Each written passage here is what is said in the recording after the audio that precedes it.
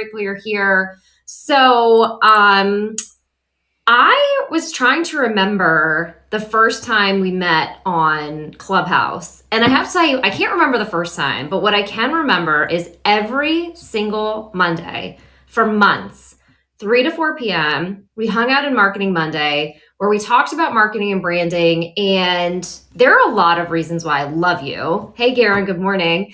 But one of the things that we're both passionate about is thought leadership, which is something we connect over. I'm sorry, how many times have you published? How many books have you published? Hey, Steph, good morning. So I have traditionally published 13 and self-published 3. I mean, which is what I thought. That's absolutely incredible. So we're both passionate about thought leaderships. You're a book coach. You help people write their books. You help them get their thought leadership out there. And we're also both passionate about credentials and people knowing what they're talking about. So I'm excited to do the Build Your Brand with a Book show with you because it's literally what you do. So my first question for you is, how did you get into writing 16 books? Like, take me back to, like, did you always want to be a writer? Did you know you were going to write a lot of books? Did you fall into it? How did it all start?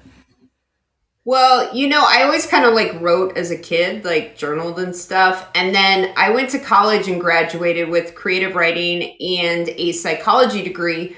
But the day after I graduated, one of my parents said, "You'll never make a living as a writer. Go get a real job." So for 10 years.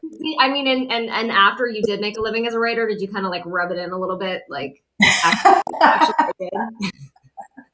Yeah, like, whoops. So I spent actually 10 years in software sales because that's kind of that tech boom, and that's where you could kind of like jump out with a liberal arts degree and get a job.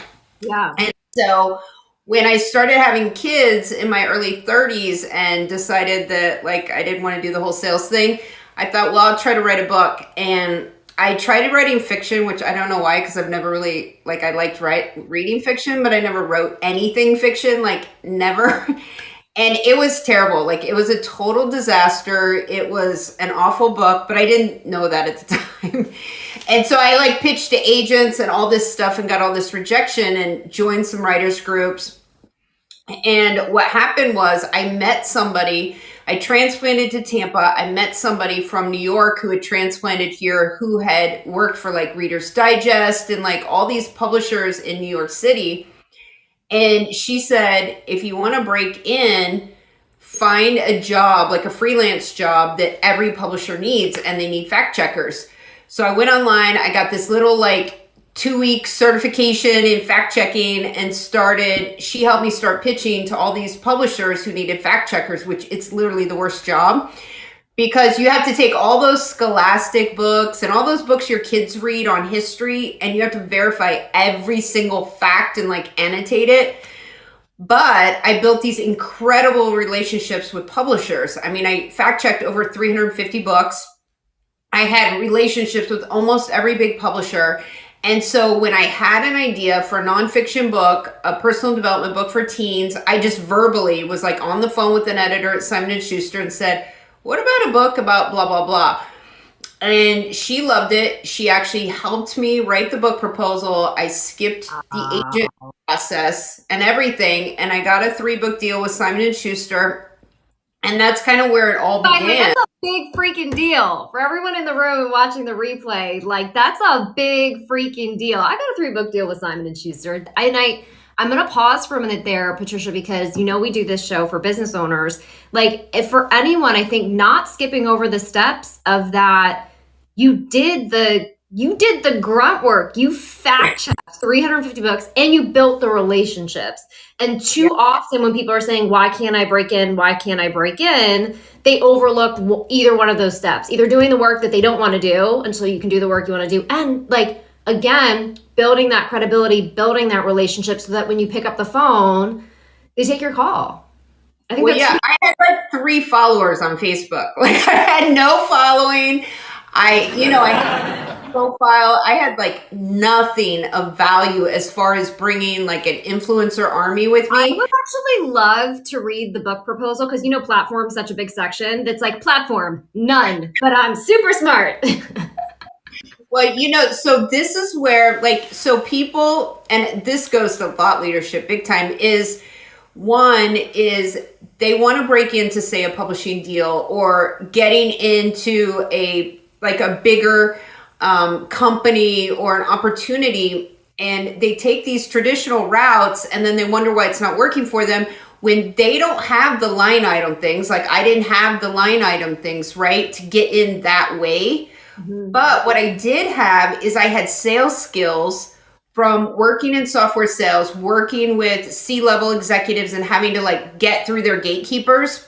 Yeah. So I had that skill that I was able to utilize. So when it came to the book proposal, and this was a discussion she and I had, because what people don't realize is just because you have one champions at, like, say, a publisher, there's, at that table read, there were 15 other editors that were championing other things they were passionate about that came on their desk, and they like fight it out because maybe there's like 2 book deals on the table available. And so she really needed to help me with that. And what we did is we looked at, and this goes to anybody that writes and publishes a book, because many thought leaders don't have followings to that capacity. They don't have the TikTok size followings.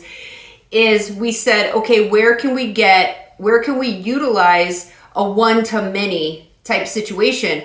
And so my whole proposal was around book sales. How can we get bulk sales? How will this book fit into an event? So for like that first book that came out, I sold over 2,000 books to a We Day event because I thought, okay, this is a great audience for this book. And I did it through email, reached out to the event coordinator through email. So that was like 2,000 books. Do you know how long it would have taken me to sell 2,000 books going one-to-one when I didn't have a following? Right. And so we got to get creative. So if I can just jump in for a second, the thing is that you're raising such a good point in multiple ways, also because there are people out there, again, who want to write a book, who mistakenly think that all they need is X number of followers on any given platform, but they've never conditioned that follower to regard them as a thought leader or want to buy a book from them. I mean, we always talk about that example in our marketing rooms of that influencer with millions of followers who couldn't sell 32 t-shirts because she had never connected with her audience over the idea that they would buy clothes from her. Hey, Jeannie. Hey, Pablo. Good morning.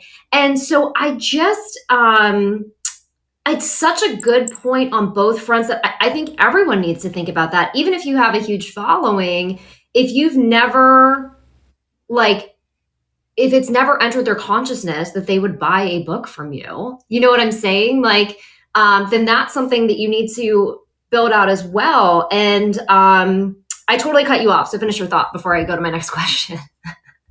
Well, no, I mean, it comes down to, I think people, they write and publish a book and they upload it to Amazon. So this is like self-publishing, and they think that's a strategy. Mm-hmm. That's not a strategy. You're now on a marketplace with millions and millions and millions of products. And so you have to have that strategy built in. Yeah. And part of I fell into coaching books. And so as my thought leadership around that, and as my knowledge has grown around that, is now what we do is we actually start with strategy first. Like, how are we going to get this book out? That's before we even put pen to paper about the book. Because if there's not an audience for it, and it's really doing what you do in a book proposal, right? Who's going to buy the book? Like, that's one of the first things they flip to when they get your book proposal, is how you're going to get it out there. Because I have done the opposite. I built an audience of people. I had built this huge email list, served value for 4 years straight, never asked them to buy one thing from me. They all claimed that they wanted to write books. They wanted this information. And I put out a product during the pandemic that was $47. I mean, it was this great course, and nobody bought it because I had not conditioned them to buy anything from me. They were just information consumers. So we really do have to start from day one of letting them know that there's a journey with us that you can progress through. So it's a great point you made, because it's so true. That's so fascinating too, because actually that was my next question, is a little bit of it can feel like a chicken and egg situation. Once I edited an article when I was at the Muse for a friend of mine who also had a book with Simon & Schuster. And the article, because it's the Muse, so it's like snappy, it was like 3 things everyone has to do if you want to publish a book. And step 1 was write the damn book. And she was like, it's going to differentiate you from everyone else because how many editors has met someone with an idea and a 33% finished book? Finish your book first. And so I actually really want to dive into this point that you made, that maybe it's not a chicken and egg thing. Do I build the audience or do I write the book? But almost, is it necessary that they're almost like happening concurrently, that you're nurturing an audience and thinking through your strategy while you're writing? Is that really the advice that you go with? It sounds like. Yeah. So actually, one of the first things that I tell people to do is announce that you're going to write a book, because so that does 2 things. One, it puts you on alert. You're now accountable because now everybody's going to be hounding me. How's the book coming? And you can't be like, oh, I haven't started. I'm not doing anything now after I made this big announcement. Yeah. But number 2 is it's just like when you build a digital course or a program. And I remember I was following recently Alex Bearden. I don't know if you know who she is. I think I connected with her through Clubhouse. But she, through Instagram, she was building a digital product. And every day in stories, she was telling you her frustrations, what she did, how she was progressing, the team. Like, you felt like you were on this entire journey with her. Mm-hmm. I almost bought the damn course and I didn't have any need for the content because I was so vested in it by the time it came out a couple months later. But that's what you want to do when you're building a book or any thought leadership type content that's going to take you a while. Take people behind the scenes, show them a picture of your computer, tell them what's been difficult, tell them what's been easy, ask them for encouragement, get them to help vote on the cover, all these different things. You build people that are vested in your success, and you build your buyers, you build the people that are going to lead you to book reviews, they're going to be shouting you out to their audience. Like, you want to pull people through, because if you just come out of nowhere and be like, guess what, everybody, like, I wrote a book or I did this thing, people are distracted. And even if they want to support you, oftentimes they even forget to just go buy it, You know what I love so much about that commentary is it's kind of like how we're redefining vulnerability and courage and all of these things as a strength. In some ways, we're redefining expertise, because I think that maybe there was this classic notion that what made you an expert was the fact that you just arrived on scene with a book and you had that you had already had your J.K. Rowling moment where you wrote out the 7 books on a napkin or a note card or whatever, and you knew exactly where everything was going to go, and it was perfectly planned and it was happening, and like, here's best-selling book number 1 and we're going to keep it rolling. Because I would imagine that some people in like the strategy that you just laid out would feel fearful.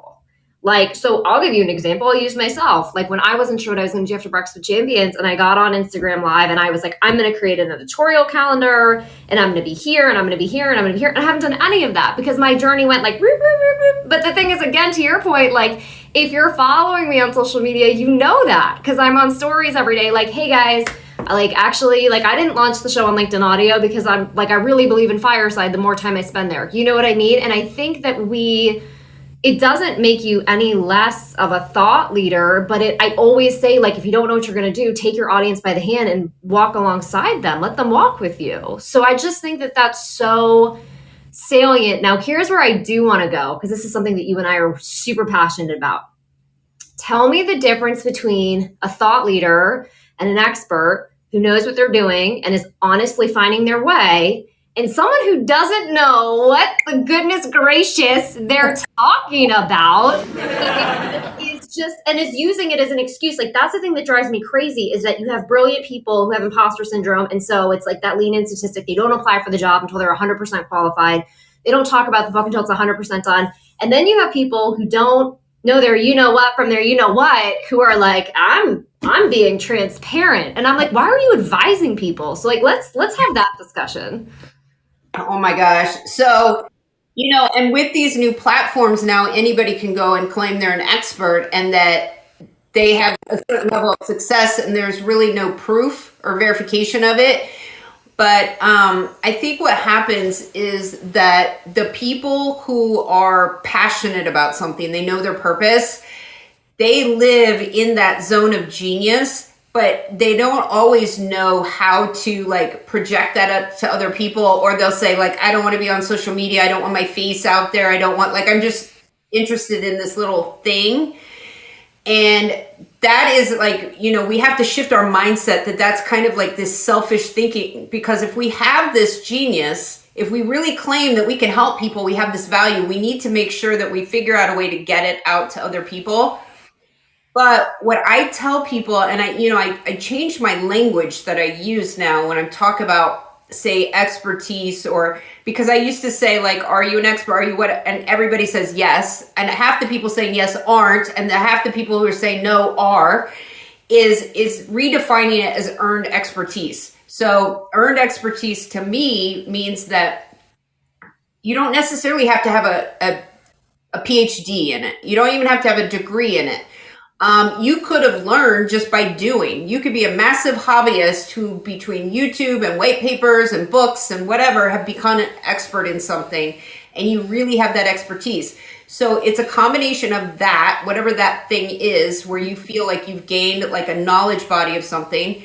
Then you can add your experiences or stories around it. Maybe it's helped you, maybe it's helped other people, maybe you have a life story behind it, like you went through say something you went through, say, an illness, or like Barbara Majeski does it so magically, talking about her health journey. Well, that's experience. Mm-hmm. Then you add on to it your unique spin, your unique perspective. Because when we pull up thought leadership material, a lot of it's not new. It's what they've done is they've taken a piece of this research, their experience, this thing, and this widget, and they put a new spin on it. And that's how we evolve thought leadership in general. And it's a combination of all those things that adds up to that unique perspective, or that earned expertise that gives you the right to present it. And, Amelia said something really brilliant the other day to me, is that, it's if you go back to like Napoleon Hill and you talk about this idea of masterminds and you talk about forums, is that you never come at it from offering advice. You always come at it from, in my experience, and then you present it, right? And then people can make up their own mind as to whether that's something good. I used to say that all the time as an editor. If you say studies show, research show, or a fact, I want it linked to something. If it's an idea, it should say, in my experience, in my opinion, whatever the case may be. 100%.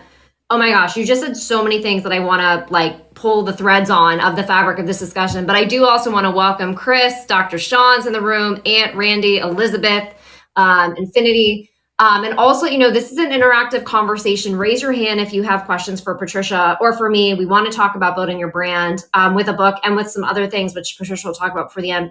Two things are that you said that I really want to hone in on. The first thing is that when you were talking about taking some from here and some from there and the evolution of thought leadership, to anyone listening or watching the replay, attribution is one thing that shows me that you're an expert. Like, I think it's the people who don't know what they're talking about that want everyone to think it's their original idea. And everyone's like, we all know so-and-so said this or thought this if you know enough to say, so-and-so said this, and this is what I took from it, attribution to me always differentiates the experts from the fakers. And it tells me that you're less likely to plagiarize.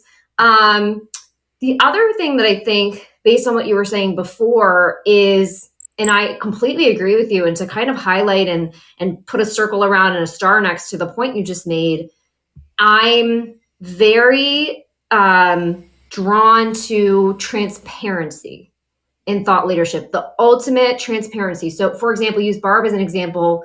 One of the things that I really appreciate about Barb is that she, as you said, when she talks about where her background and resilience comes from, she says, these are the lessons that I learned from having cancer. She's not pretending that she, to quote Romeo and Michelle's high school reunion, invented Post-its. You know what I'm saying? Like, you need transparency, whether it's life experience, whether it's business experience. Complete transparency around where your expertise came from. And I want to be able to Google you and like Google you going back in time. Just to see that like you're a real person who is really doing the things that you said that you were really doing.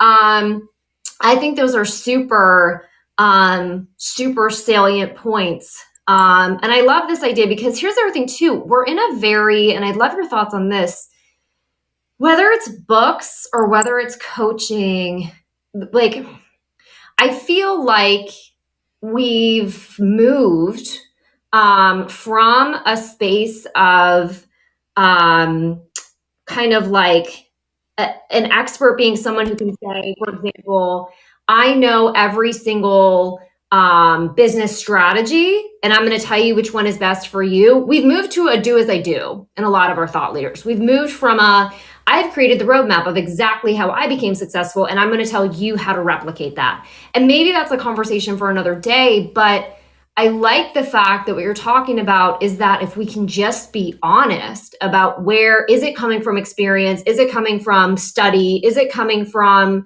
where is it coming from, whatever this expertise is that you're sharing with the world. And we have a couple of people, Sean Shabiro, Chris and Dr. Sean, feel free to come up on stage if you'd like to come up on stage.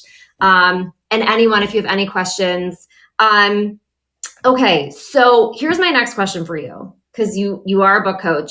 So I have an idea for a book, and I'm talking to my community about it. Now what? It's interesting. So I answered a form of this question the other day in Breakfast of Champions. It was Niku actually who was asking about it, and I think what I'm doing now is I'm rolling people back a little bit, because a lot of people want to get on the phone with me the first time when we first start working together, and they're like, okay, let's go. Like, I've got this book idea, let's go. And what I kept discovering was that I would say 90% of the people who thought they had a book idea were wrong about the book they should write. And it was coming out on like the second or third call. And then Tell me more about that. How are you wrong about the book you should write? Exactly. So what happens is, and this is for nonfiction, if you're a fiction or children's book writer or something like that, that's probably different. But so the first question I ask is like, where do you want to be in your career in the next couple of years of your life?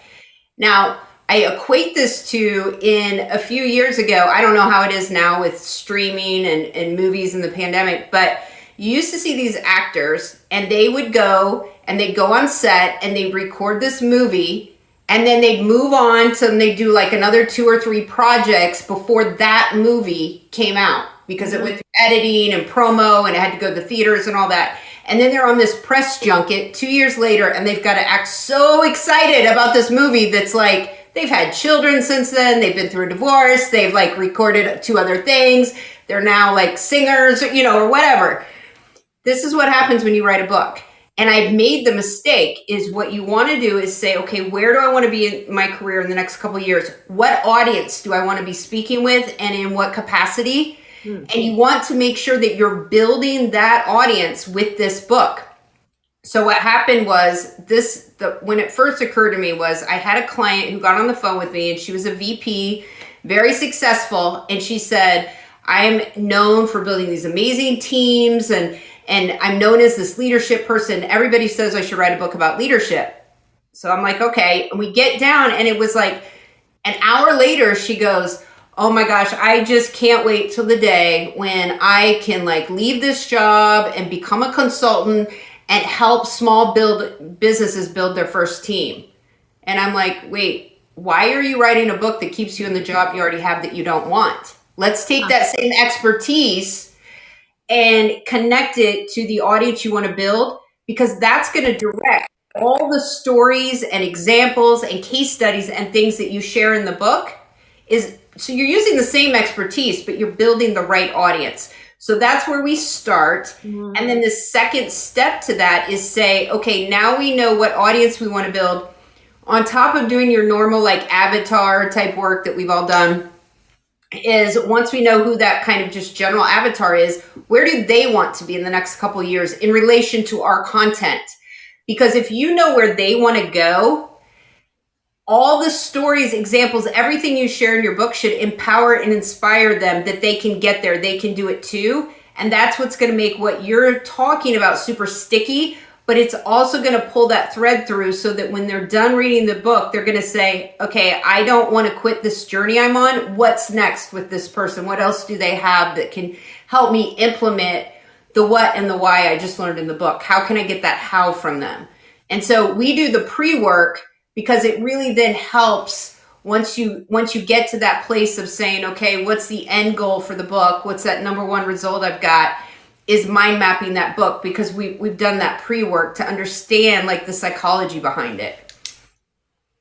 I mean, that's so good. But I don't want to be selfish. I do want to share you, and I'm going to highlight that point, and then I'm going to let Deanna and Chris make a comment.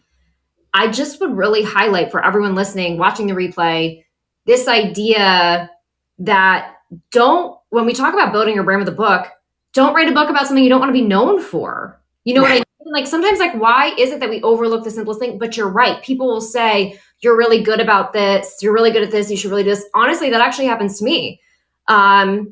Sometimes on like a smaller scale, because the thing is I can write, I can edit, I can do operations. And I told the story that like Kim Walsh Phillips actually said to me, like, she was like, Sara, just because you can do operations doesn't mean you should. You need to be in marketing communication strategy because that's what you do more special than other people. And I was like so grateful that someone said that to me, because the thing is, I don't really like operations. You know what I mean? Like I love people, but I don't really like operations. And like, to your exact point, there are people out there, people are going to say, oh, you're so good at this, write a book on this. But to your point, if your book is definitive in your brand, if that's what you're going to bring every time you go to speak somewhere, if that's what you're going to have to promote all over your social feeds, if that's what your public speaking career is going to be around for the next 3 years, why would you write a book on something that you don't actually like talking about? So I think that was super, super salient. We'll go to Deanna and then Chris. We're so excited you're here. Good morning. Good morning. Thanks for inviting me up. I wrote in the comments, but I'll just say it here. This was a big aha for me, what you just said, and it really solidifies the track that I'm on. So, like in my life, I'm 53, and in my life, I've come from, I went into a career of financial accounting, right? I don't really want to do that. I'm not going to write a book on that for sure. But anyway, so nobody would read that book. Anyway, but the thing is that I came from an 18-year abusive relationship. I had fallout after that where an ex-in-law stepped in, quote unquote, to help, where he introduced drugs and molested my daughter, right? So this is the place that I come from. The place that I come from is trauma. And for a long time, I've had this book in me, right? 10 years at least, that I've had this book in me, and I've written pieces, parts of it, outlines of it, and I just never felt like it was right until now. Now I'm focusing on the laughter after the trauma. And that just clicked like nothing has ever clicked. And 5 years from now, I want people to understand, like, right, we're in this mental health awareness time, but I want them not to focus on the trauma and the stories. I want them to understand that where they are is just where they are. It's not who they are. And to be able to move into the laughter after. I can take you there as a coach. Great. And this is how I want to write it in the book, right? My 5 keys to getting back to feeling, at home within yourself. And you saying that, talking to clients and realizing that it takes 3 times before they realize, oh, hey, you're not writing the right book. I wasn't writing the right book. Now I'm on the right track. And you just kind of, just confirm that for me. So I appreciate it. Thanks for having me up here. And any, insights, I'm all ears for the insights. But hopefully my excitement is showing here about the track that I'm on, so I don't know, I'm doing it here on Fireside, but as far as books are concerned, I'm just writing, but I don't really know the direction as far as now. Okay, I know this is what I want to write, and I know it's the right thing. Yeah, Deanna, thank you so much for sharing your story and your journey and what resonated. Patricia, do you have any thoughts on what Deanna shared? Yeah, so I loved what she shared. And, I was talking about this yesterday, actually, with Nate Forrest, is that, so it used to be this thing where everyone wanted to write a memoir, it was like, oh my gosh, all of the blogs from literary agents of every proposal that they got after Eat, Pray, Love that was like, I'm writing the next Eat, Pray, Love are some of the funniest, like literary agent think pieces on the internet. So yes, I'm right there with you. Yeah, everyone wanted to write a memoir, and all these like coaches and programs popped up for memoir. there's a lot of problems with memoir. Memoir is a great hobbyist project, and I'm not saying it's not a great project. But what's even more impactful is doing something like Deanna's doing. So what we do, it's this kind of this hybrid, right? And so we pull our story through the entire book, because one of the things that, and this happens in general, is that when people have started writing their books and they come to me and they want my help, is almost all the time they've vomited their LinkedIn profile accomplishments in the front of the book, almost like they have to justify why it's okay that they're writing the book. Well, they've already bought the book if they're already opening it. So a book is always about the reader. It's never about us. And so with Deanna, what she can do, which will be so impactful, is as people will be coming to her book because they want something for themselves. They're trying to solve a problem, or they want empathy, or just to feel like they're connected to somebody else that understands where they're at. So if we start as a place of service, is as they read the book, they're going to want to know more about Deanna, more about her story, and she can pull that through. So you can start every chapter with telling a piece of your story, but then what you need to do is get very more tactical in interpreting that story for your reader and how they can pull something from it to help their own situation. So what she's doing is one of the most powerful types of books that you can write, and one of the most powerful ways that you can be of service, because you are taking what we were talking about earlier, Sarah, which is that it's in my experience. You're going back to that in my experience moment for that reader. Okay. And you just reminded me of one of the most powerful pieces of advice I ever took from you that I will never forget. This past year, when you did one of the segments on September 11th, and you were talking about writing through grief, and I will never forget this as long as I live, because it was the first time I ever heard it. And you said when you're and I'm paraphrasing you, but you basically said when you're processing through the grief and the trauma, that goes in your journal. Once you've gotten to the point where you're ready to tell the story, that goes in your book.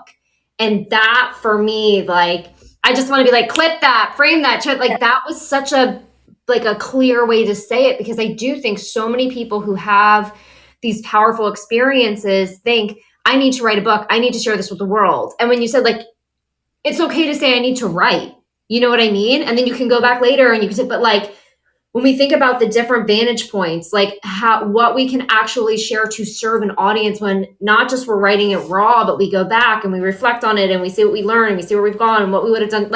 That for me was such a powerful lesson, which I feel really ties into this too. Well, yeah, because you're still bleeding out on the floor when you're going through it. And look at reality TV, and you even equate this down to say you take Teen Mom or something, and they're going through the whole stage drama with their family and all these things are happening or whatever. They can't be of service to future teen moms at that moment, right? I mean, this is reality TV displays this every day. But 10 years from now, could they write a book about now they've zoomed out, they're out of the situation now, they've grown and developed. Now they can really deliver that service, that value, that advice to other people based on their experience. But yeah, it's when Brené Brown says, speak from a scar and not a wound. Because when we're wounded, we're emotional, we're angry, we haven't processed it, we don't have a unique perspective, we're not always rational. And we're in no position to be helping people when we need to be helping ourselves. And I also think, I'm so sorry, Dan, I see you unmuting. I promise I'll come to you next.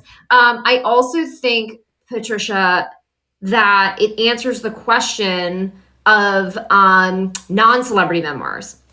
Because, for example, the exception to that we're talking about is Amanda Klutz, who obviously lived her journey with Nick Cordero and then immediately published the memoir about losing him to COVID.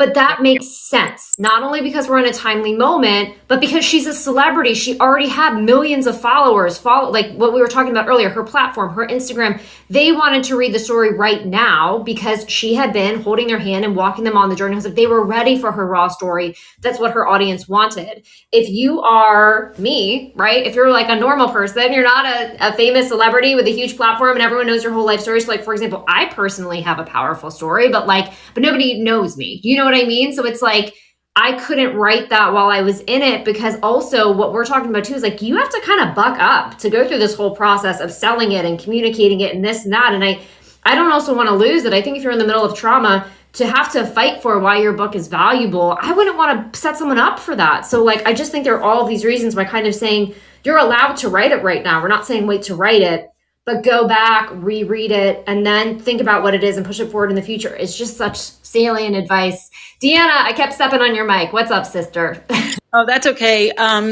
Yeah. And that is something too, like even with my show, I don't put guests on my show that are still processing. I know that is a sensational type of thing. And some people like to watch the train wreck, and that's okay. There's a place for that, and there's an audience for that. But I agree with you totally that this is, especially if you're writing about this, obviously I've been writing for 20 years in journals and whatever, but the writing that I want to share has to come from a place that I've already been through, or I don't have anything to give to somebody. Like I'm saying, I worked a year to try to find gratitude in a situation says that I worked for a year. I know what it took for me to get to that. And therefore, I know what would help you get to that. Now, not everybody's the same. I have 5 keys. You might do them in a different order than me. But it's still, yes, you have to come from a place that you've already processed. So everything you guys are saying are just solidifying. So it may, and I'm less than you, Sarah. Like if you're not an influencer, I don't even know what a sub influencer, the minors. I'm in the minors, the AAA, whatever that is. I'm so grateful. I'm so grateful you came up and shared your story today. And also welcome Dave and Marwan and Owen and anyone who I'm missing who's joined recently. I do want to move over to Chris Rossetti, who's been so patient. By the way, Patricia, if you've never heard Chris, get ready for Mr. Movie Phone. We'd love to hear from you, Chris. Well, good morning. Thank you so much. I have just a couple of minutes. I'm prepping for a show myself, but Patricia and Sarah, this has been invaluable. In fact, it's worth the price of admission. Oh, the great information is fabulous. I've learned in my short 65 years on the earth that things I've gone through in the past seem to have meaning in my future. The old expression, hindsight is 20/20. So sometimes I'm wondering, should I go back? Would you suggest, Patricia, going back and looking at even the most seemingly unrelated events because they just might have nuggets of truth for the current project I'm on? And I'm going to go back to the audience and then I'll have to slip out very quickly. But thanks again, guys, ladies, everybody. Thank you. Thank you for being here. Okay, first of all, your voice is like butter, and whatever microphone situation you've got going on, we need to hear about it. Let me interrupt you real quick. It's an iPhone, and I'm speaking 2 inches off the mic. That's all. Thank you. Chris does voiceover work, among other things. Wow, amazing. I think going back, I think we can always find a thread to kind of like stitch our ideas together in different ways. So it's finding a theme.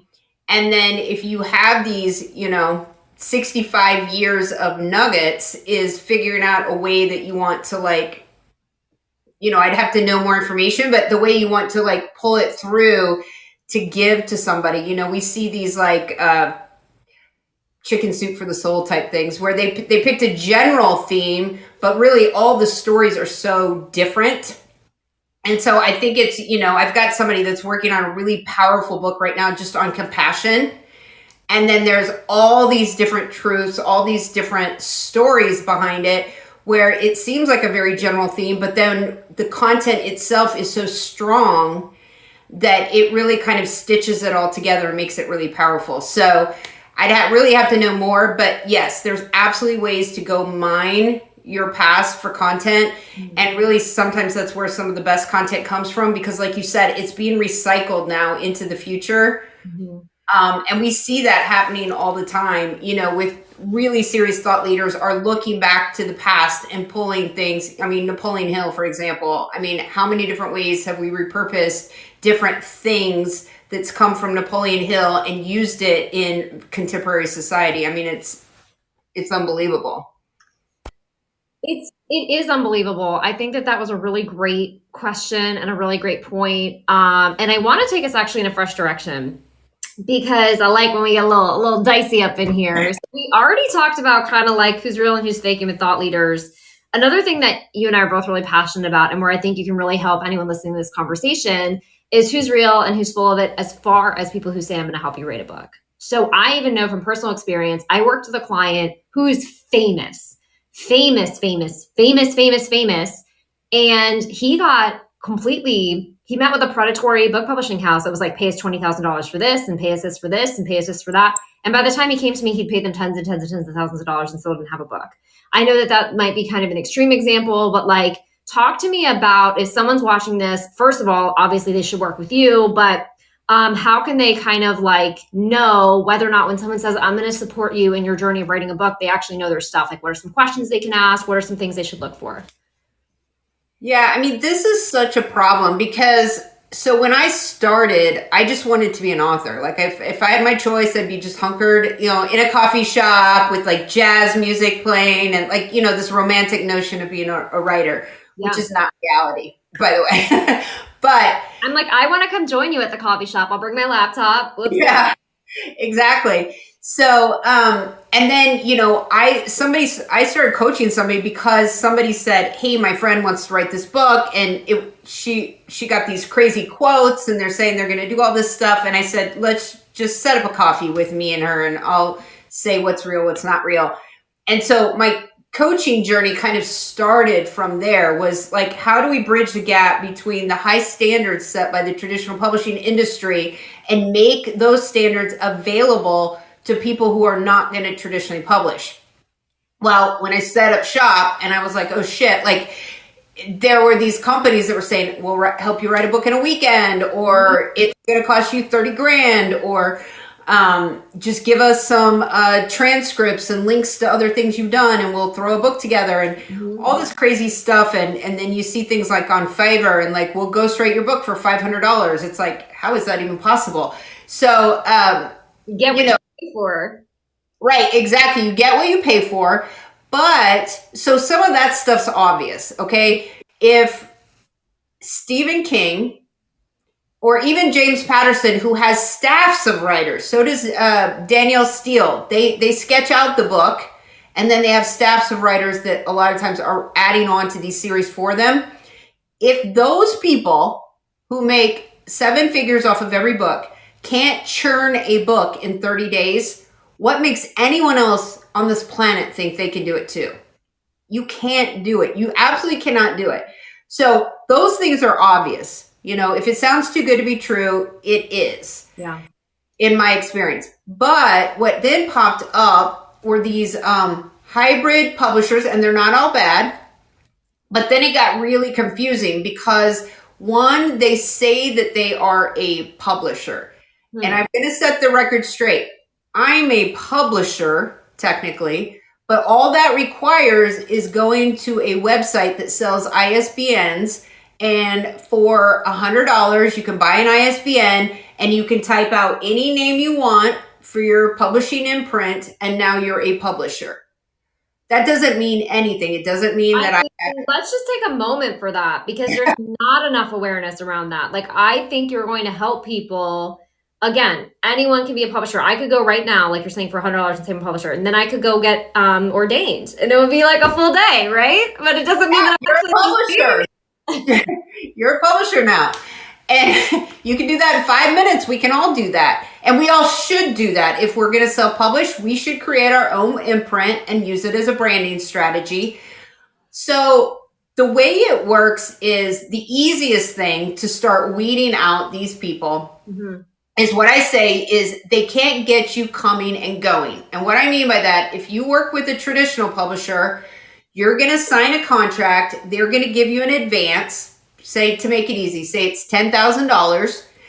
And once you pay that advance back on book sales, you'll get a percent.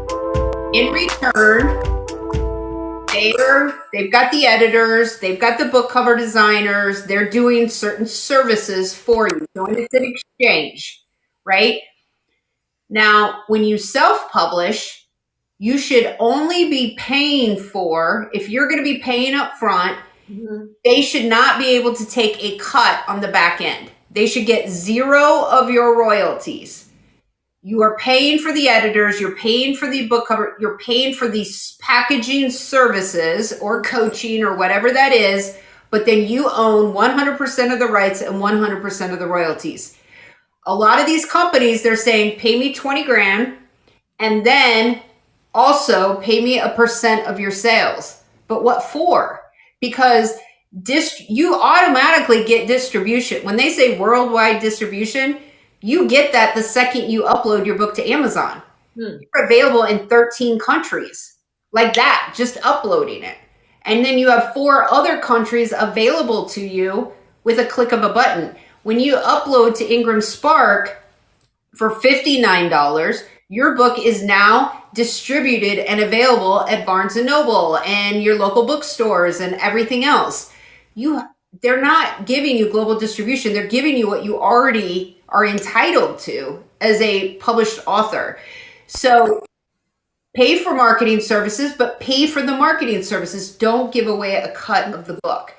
And you will weed out most of the predatory people just with that alone, is understanding that concept of understanding what is the contract here.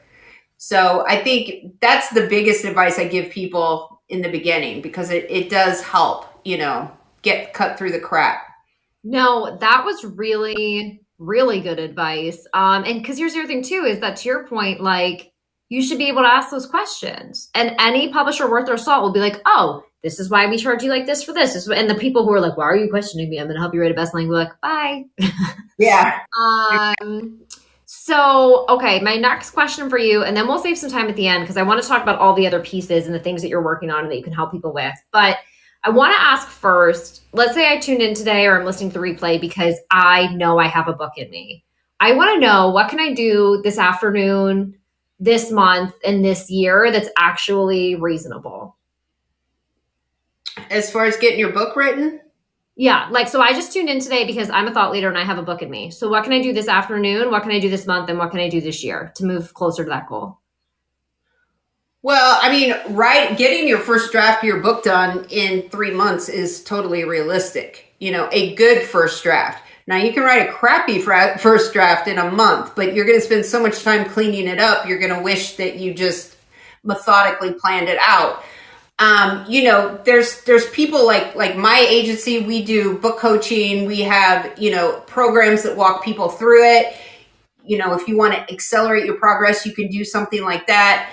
But really it's going back to those key things and sitting down and saying, where is this going to fit into my value ladder?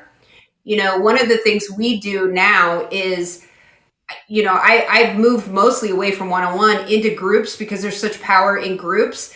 But I don't have one person in any of my group coaching programs right now that I have not forced to create a value ladder from it. You have to have a repurpose. Define value ladder for everyone listening. Yes. So when you sit down to do something like a book, it's a big project. Selling it for, $14, $12. And by the time you pay printing costs and all that stuff, if that's your only thing, you're not really maximizing your relationship with that person. So what a value ladder is it's at the very bottom, it's how does somebody come into your universe? So say you're listening to me here, or Sarah, maybe you come into our universe then as you start following us. And maybe at the very bottom there's a free lead magnet or something like that to get on our email list. And then that next step is maybe we introduce you to a low ticket offer, like a book for say $14.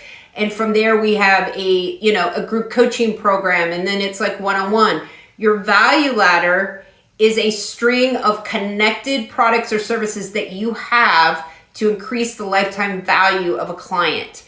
And so what we do with the book is what we figured out, and it's like hitting the easy button. So I wrote this book, and it called The Right Plan. It represents my business. And so as I wrote that book, I created what I call like a signature program, an online course program with coaching to go with it. It almost seemed too easy to create that high ticket offer because I did all the work when I laid out the book. And now I have a way to ascend readers so that now they can implement what they've learned in my book to do the work. And so every person I work with, it's very important to me, and they don't have to all want courses. They maybe want to do public speaking, or maybe they want to do a TED Talk or host workshops or ascend within the company they work at. But they've got to have a bigger plan.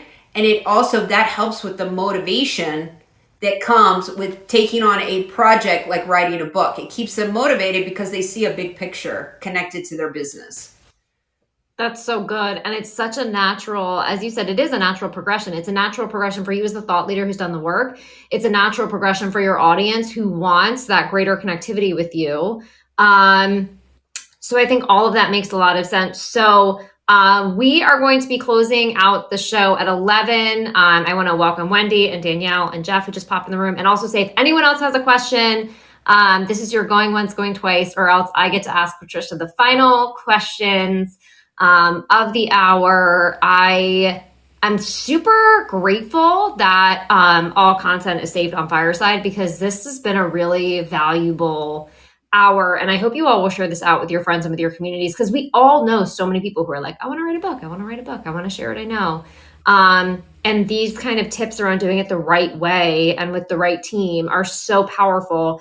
I mean, one question I have for you that I usually ask at the end is like, is there anything I should have asked you that I didn't, that I forgot, that is something that you want to share with the room?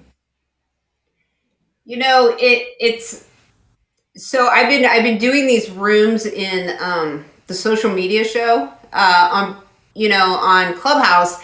And it's made me like rethink things, because I'm not like, people aren't necessarily coming to that room for book content. You know, it's an umbrella of people coming to want to kind of increase their brand, build their brand. They're almost all entrepreneurs. And I find for the most part, on a lot of these apps, a lot of these people are entrepreneurs or want to be entrepreneurs. Yeah. Is figuring out how can we hit the easy button. Right. And so we make things so difficult for ourselves. And I did this years and years. And we take these different programs and we create these different like bips and bops and things. And then we can't figure out why we're still working on, how do I create passive income? How do I why, instead of doing all the things. And so I really encourage people, and even if it's not a book, but is, how can we create, going back to that value ladder, how can we take our genius or our expertise and create like a full offering for people? How can we repurpose our content? Because with a book, what I found is that I am now, like, I don't ever create just a social media post. I don't have to like sit around and think like, what am I going to create? What YouTube video am I going to record? I'm repurposing everything from one place. And I think as experts and thought leaders, we think everything we create has to be brand new. We had to have never said it before. But if we look at the people that are super sticky, Simon Sinek, Myron Golden, right? Myron Golden says the same 5 things over and over again, and I can tell you exactly what they are, and I've never taken one of his programs. I've just listened here and there because he says the same things. Russell Brunson from ClickFunnels, same things over and over again about Dream 100. We all know him for Dream 100, whether we love or hate him. We know it, right? And so all these different, Bill Hauser, all these different people who are really, really sticky and we remember, or their tipping point, 10,000 hours. We remember that said over and over and over again. Mm-hmm. Repeat yourself, repeat your genius over and over and over again, because that's how you get known for something. I love that so much. And Infinity, I promise I'll come to you next. because here's what I even say to my clients all the time. Two things. First of all, you're right. Your book is your big rock document. So then you shouldn't be struggling for social media content. All of your pull quotes are there. And here's what I always say whenever my thought leaders say like, well, I've said this before, someone who's like in my feed has already seen it. I said, there are one or two people. First of all, with algorithms and new followers and stuff like that, there's someone who's never seen it before. And so do you want them to never know this important thought of yours because you mentioned it 6 months ago or in a book that they haven't bought yet? Or if they remember, anyone who's like, oh my gosh, Patricia talked about this 2 weeks ago, 6 weeks ago, 3 months ago in her book, in this book. Do you know what a super fan they are? Do you know how obsessed with you they are that they remember the 10 other places you said it? And that means that they love that idea. They're here for that idea and they want to hear that idea. That's why they're in your community. So I'm like, either they have no idea, so it's fresh, or they know and they love you, or as you said, hate watch you for it. So like, it's a win-win-win. Well, Mel Robbins, the 5-second rule. My husband the other day was listening to a podcast with Jim Quick, and he had Mel Robbins on. And he got done with the podcast, and my husband was like, do you have these Mel Robbins books? And I said, I have the 5-second rule. And he goes, wait, how could she write an entire book about like high-fiving yourself? And I'm like, she did. And let's see, that was self-published. She got a TV deal out of it. She was everywhere. People know who she is. Because most people are not here when it comes to their own personal development. And as thought leaders, we need to remember, it's like The Miracle Morning sold over 3 million copies as a self-published book. And if you read it, it's the most simple morning routine on the planet. Now, he has accelerated masterminds and things for the people who have accelerated way past that. But your baseline fan base, they need to hear Brendan Burchard, same things over and over and over again. To your point, like, if you don't feel like you can say it again and again and again and again, it's not your thing. Right. And if you feel like I've said it once, everyone should know, you don't understand human nature. Because how many things have we forgotten from people we know and we follow and we care about? So, I mean, I could go on and on and on about that, but I did promise Infinity that she could join in the conversation. Welcome, Infinity. Hi. Hi, welcome. Can you hear me? There we go. Hi, beautiful ladies. Oh my gosh, what you just talked about was so brilliant. And this whole talk has been fantastic. I came in late. I don't know what I missed, and I got a call, so I didn't catch everything. So I hope I'm not asking you to repeat something, but oh boy, I have so much in me that can be in multiple books, and I am definitely an expert in what I do and what I do with my clients and what I teach, and it's educational. I guess what my question is, when I write articles that get a lot of views and stuff, but when it comes to a book, I kind of go, oh my God, because I just see like such my brain just explodes all over me. And I think, where do I even begin? Where do I start? What do I do to even know what to even do in those 3 months? Like you were talking about, Patricia. So that's my question. Like, what would you say is the best exercise to flush out where to begin?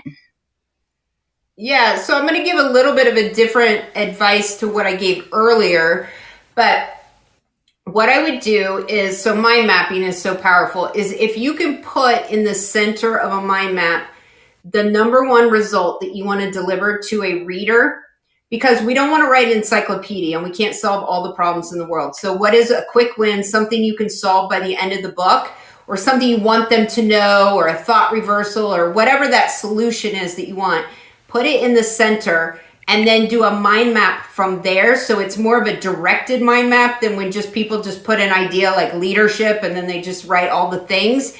Instead, what I want you to do is put that result, the thing you want to deliver, and then put all those ideas around it and go through it then and put those in the order. And the order you put them is if they're sitting on, and I didn't make this up. I don't even know who originated this, but I read it in Alex Hormozy's book. If you put them on Pain Island or whatever their challenge is, and you want to get them to that result, it could be like Pleasure Island. What would be the fastest route to get them from here to there? And you need to, those become the chapters of your book, is that path to get them to that number one result. And you can just pull those off of your mind map. And then that starts giving you a journey that you can map out to write your book. So I hope that helps. I love that advice so much, Patricia. And the one thing I'm going to add from my vantage point working with writers on articles is that I always say it doesn't have to be in the same article. And like Patricia, I've written 16 books is the one other thing, 100% what Patricia said, but then sometimes people can take that advice that Patricia just gave and pair it with the advice that she gave Chris Rossetti earlier to mine through for themes and end up feeling like, wait. The most direct line is here and here, but Patricia said to mine for themes, and I also did this, and I did this, and I did this, and I did this. So does my route need to look like that? And so that's the one thing that I would say, if any to anyone listening, is that take the advice Patricia just gave to find the most direct line. You can see if there are additional stories that fit in, but if there's something that is way out here, save that for your next book. I mean, you'd agree with that, right? Absolutely. Yeah, because if not, what happens is we end up writing something so general and vague, it helps nobody. Mm-hmm. And so I always think you can always write another article. You can always write another book. Write the best book you can with this one. Sometimes people are like, oh my gosh, but this is a really good story. And if I leave it out, they won't know what a good storyteller I am. And it's like, no, write a really good book so that people want to read the next one. Right. And sometimes those stories are really for us, right? So Brene Brown, she puts the most normal stories in her book. Now think about it. How tempting would it be for her to share a story of like sitting on the back porch with Oprah or some of these amazing things she's done? They're never in her books. What's in her books are these simple interactions like with her swimming with her husband. And that's such a good point. Oh my gosh, that's such a good point. Infinity, I hope you feel served with the answer to that question. I am going to wrap the show. Yes. Thank you so much. I just wanted to say thank you so much, Patricia. Like immediately when you said that, I knew exactly where I was going to start. So that was beyond the help that I needed. It definitely did it. So thank you so much. Yeah. Thank you for joining us. I love hearing that. Patricia, you are so extraordinary. I'm so grateful to call you a friend, a colleague, to learn from you. I'm doing the show with you and I'm like, oh my gosh, I do need to get back to doing more with you because I just love being in conversation with you about marketing. I'm so grateful for your time today. Tell everyone where they can find you. So where can they find me? So I have a website called, you can just go to patriciawooster.com. I'm also on Instagram and Clubhouse, but as far as a connection central hub, Instagram's a great place to go to find out what's happening and what's kind of going on. Usually whatever link is at the top of my Instagram is the most recent activity. We have a Write Your Book free challenge starting on Monday. So if you go to Instagram and go to the link in my bio, that will take you to the page to sign up for that if you want some help on getting started on your book. That's awesome. So Monday, I mean, literally, you guys, you can sign up and you can start next week. Patricia, thank you so much for spending this time with me today. You are the absolute best. I'm so grateful for you. I'm a